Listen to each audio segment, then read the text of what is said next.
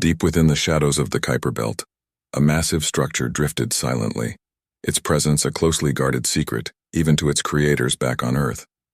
The USS Titan, Earth's first supercarrier, was not just a marvel of human engineering, but a testament to humanity's resolve. Built in absolute secrecy to counter potential threats from the Galactic Empire, it was Earth's wild card in interstellar politics, an insurance policy against alien aggression. Captain Mara Jensen stood on the observation deck of the Titan, gazing out at the distant stars. Her crew, hand-picked for their expertise and discretion, worked diligently below deck, unaware of her concerns. Despite their readiness, she knew the real test was yet to come. Lieutenant Commander Rajiv Singh approached with a report. "Captain, all systems are stealth ready. We've managed to minimize our energy signature to near invisibility. It's as if we don't exist." "That's exactly the point, Rajiv," Mara replied, her eyes not leaving the viewport. "As far as the galaxy is concerned, we're just another piece of space debris, until we decide otherwise." Rajiv handed her a tablet showing the ship's status. "Sensors are at full capacity and all defensive measures are on standby. We're ready for whatever comes next." Mara nodded, placing the tablet down. "Good. Let's maintain our current course and keep monitoring the sector. It's not just about staying hidden. It's about choosing the right moment to reveal ourselves." The USS Titan, with its cloaking technologies and arsenal of advanced weaponry, was a giant lying in wait. Its hull, reinforced with newly developed composite materials, could withstand even the harshest of impacts. Inside, the corridors hummed with the quiet intensity of a crew both anxious and eager to prove their mettle. "Captain, if I may," Rajiv said, breaking her contemplation. "Do you ever wonder how the Empire will react once they learn of our existence? Once they realize Earth isn't as defenseless as they believed?" Mara turned to him, a slight smile breaking her stern demeanor. "I think about it every day, and I look forward to seeing the look on their faces when they find out. But until then, we wait, we watch, and we stay ready. Earth is counting on us not to stir the waters prematurely." The vast emptiness of space around them seemed to close in, a constant reminder of the isolation necessary for their mission. Yet within the USS Titan, a new hope was brewing, a hope that Earth might soon take its place among the stars not just as a survivor, but as a power in its own right. Admiral Zorvex, overseeing the expanse of the Galactic Empire's frontier territories, sat in the command center of the Vortex, his flagship. Known for his strategic acumen and ruthlessness, Zorvex had little patience for uncharted sectors and unknown variables. His mission was clear: maintain the stability of the Empire's borders and suppress any potential threats before they emerged. On this particular rotation through the outer system of the Sol sector, his sensors operator, a keen-eyed Grelt named Scrix, alerted him to an anomaly that piqued his interest. "Sir, we have detected an uncharacteristic energy pulse originating from the Kuiper Belt. It's faint, but unlike any typical asteroid or natural phenomenon," reported Scrix, adjusting the sensors to gain a better read. Zorvex leaned forward, his eyes narrowing. "Is it a ship? Can you identify the make or origin?" Scrix worked his controls, his brow furrowed in concentration. "Uncertain, Admiral.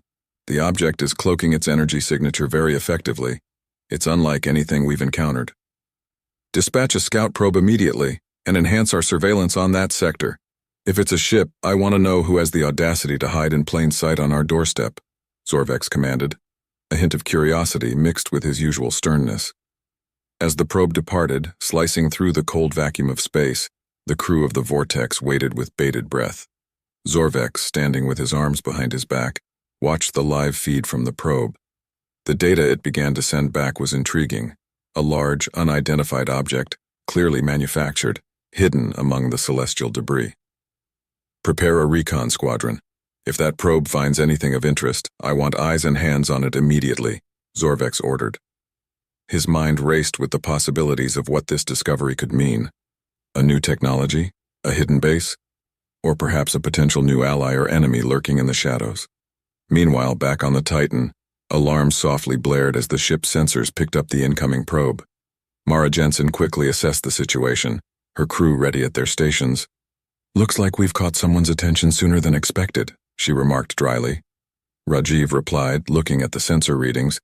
"It's a standard Imperial probe, Not equipped for combat, but definitely for deep reconnaissance. We can't let it get a read on us. Initiate countermeasures, but keep them non-aggressive. We need to stay hidden. Mara instructed, her mind racing through scenarios. She knew that how they handled this probe could determine the Titans and possibly Earth's future dealings with the Galactic Empire. The tension aboard the USS Titan was palpable as Captain Mara Jensen and her crew awaited the results of their countermeasures against the probing sensors of the Galactic Empire. The screen before them showed the faint outline of the probe maneuvering through the asteroid field, its sensors sweeping blindly, unable to penetrate the Titan's advanced cloaking. "Countermeasures holding steady, Captain," Lieutenant Commander Rajiv Singh reported, his eyes fixed on the data streams flooding his console. "Keep monitoring it. Any change in its pattern I want to know immediately," Mara instructed, her gaze never leaving the main screen. Back on the vortex, frustration mounted. Admiral Zorvex watched as the probe's feed displayed nothing but static where the anomaly should have been. "Scrix enhanced the scan.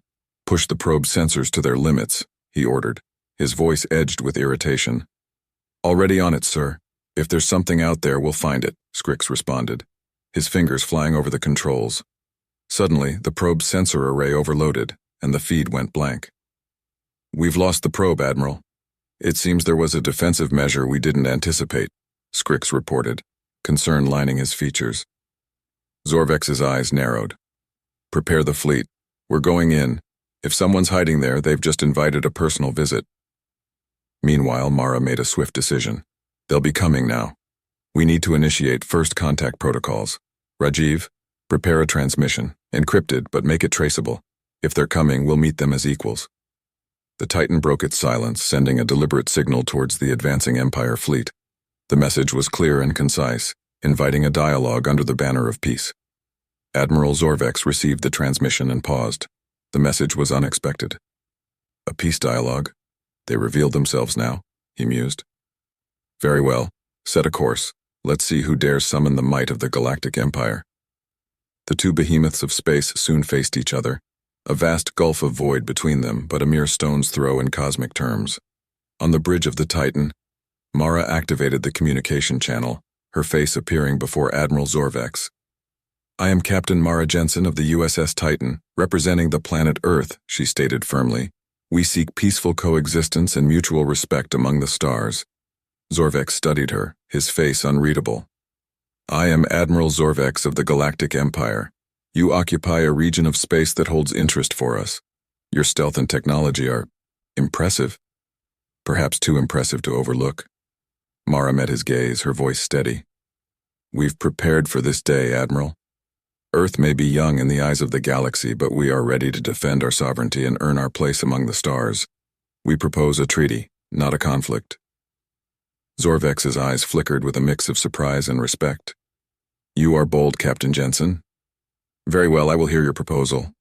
But make no mistake, this changes nothing yet."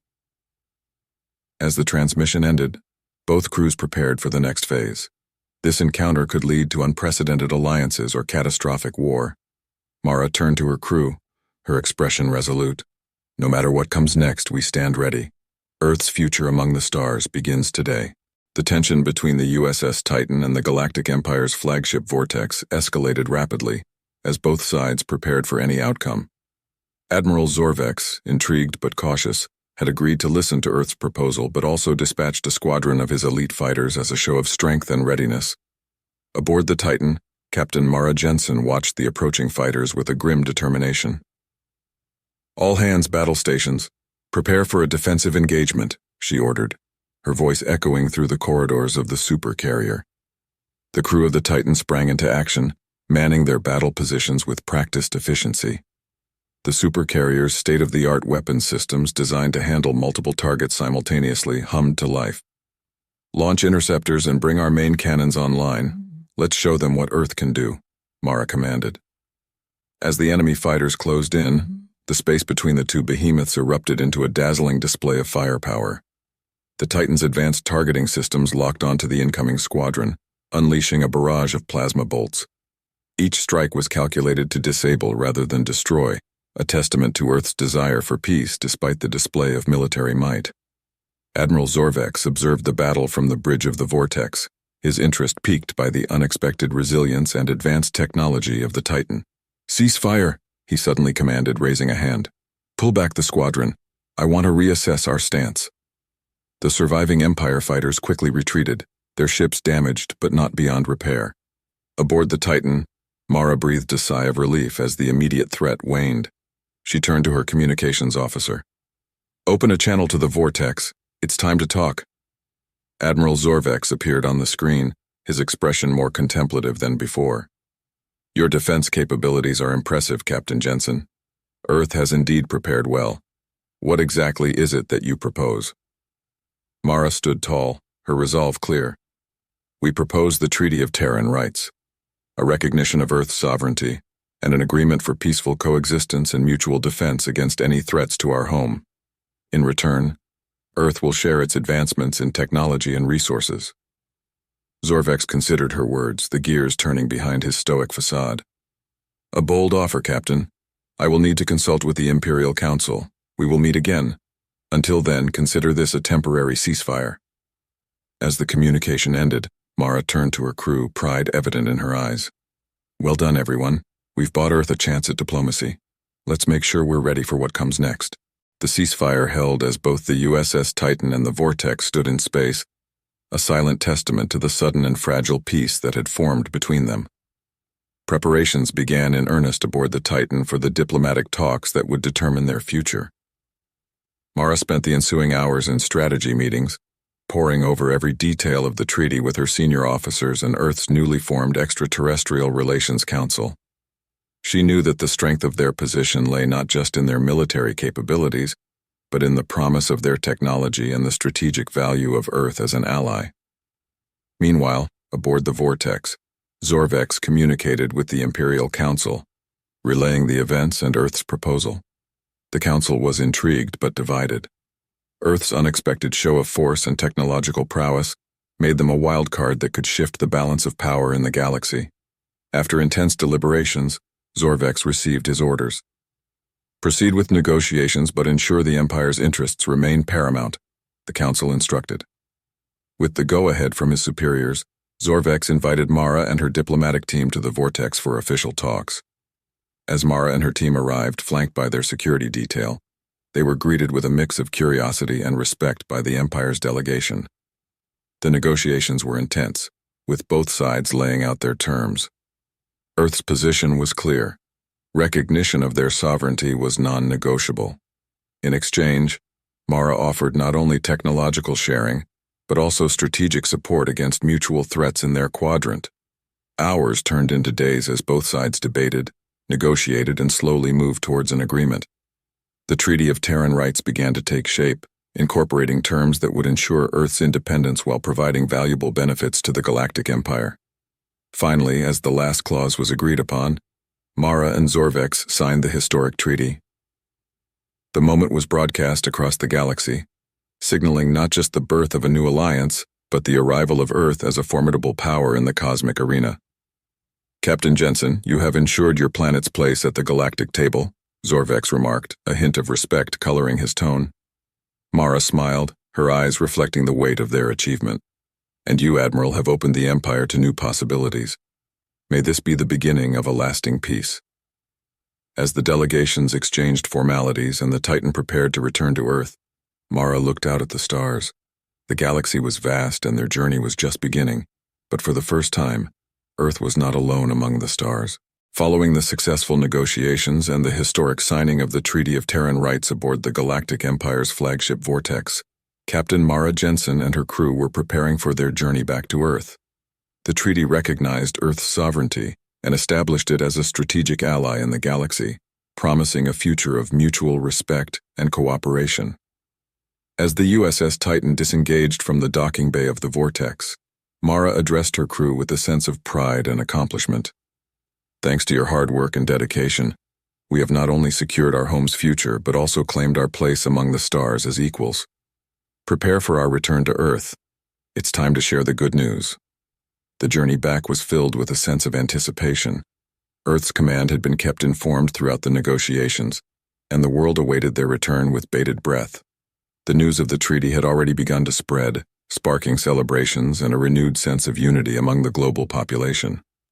Upon entering Earth's orbit, the Titan was greeted by a fleet of welcoming ships from various nations, a ceremonial escort that symbolized Earth's unified front in the face of galactic diplomacy. Mara felt a surge of emotion as the blue and green of Earth filled the viewports, a poignant reminder of what they had fought to protect. The Titan touched down at the newly established Interstellar Command Center, built as part of Earth's preparations for entering the galactic community. The crew disembarked to a hero's welcome. Representatives from Earth's governments, the scientific community, and the public were gathered to celebrate the successful mission and the promise it held for the future. Mara was met by General Carter, the architect behind Earth's secret space defense initiative. "Captain Jensen, you've done more than was ever expected. This treaty isn't just a document, it's a new chapter for humanity." "Thank you, General. It was a team effort. The crew of the Titan stands ready for whatever comes next," Mara replied, her eyes scanning the crowd of faces, both human and a few representatives of alien allies who had come to witness the event. As speeches were made and the treaty details discussed publicly, the world's media broadcast every moment, capturing the historic shift in Earth's trajectory. From a planet once cloaked in secrecy and defense, Earth was now a beacon of hope and partnership in the galaxy. In the weeks following their return, Mara and her crew were involved in briefings, debriefings, and consultations. Earth's governments worked swiftly to integrate the new technologies and policies outlined in the treaty, establishing departments and committees to manage Earth's interstellar relations. Mara, now a public figure and a symbol of Earth's new role, spoke at the United Nations, outlining the opportunities and responsibilities that lay ahead. "We stand at the threshold of a new frontier," she declared. "Let us step forward with courage and curiosity, mindful of the legacy we create." As Earth adjusted to its new status, the benefits of the treaty became evident. Technological advancements flowed from Earth's new allies, bolstering economic growth and enabling further exploration and colonization efforts in outer space. Moreover, the promise of mutual defense led to an unprecedented era of peace and stability. As Mara watched the construction of new ships, destined to explore and perhaps even settle new worlds, she knew the real journey was just beginning. Earth was no longer an isolated player but a key figure on the cosmic stage, a defender of its own destiny and a partner in the galactic community. The Titan, once a secret weapon, became a symbol of Earth's readiness and resolve, ready to patrol the borders of human space and ensure the safety of all its inhabitants. The end of Earth's isolation marked the beginning of a new era, an era where Earth was not just surviving but thriving among the stars. The galaxy had learned to respect and value this blue planet, not just as a newcomer, but as a formidable force of its own.